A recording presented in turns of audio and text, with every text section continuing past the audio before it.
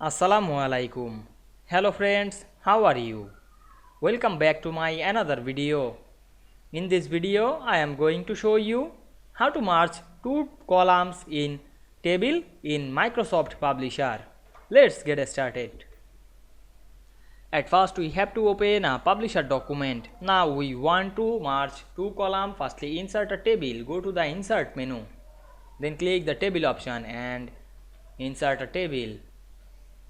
Now we can see we insert a table. Now we want to match two columns. This table, select the two columns, click and drag on our mouse. Then go to the layout menu and we can see here some option. Now we select this merge cells. Then click outside of the table.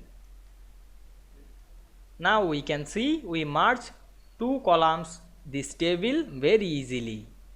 I hope you enjoyed the video. Please like, comment, share and subscribe my channel. Thanks for watching.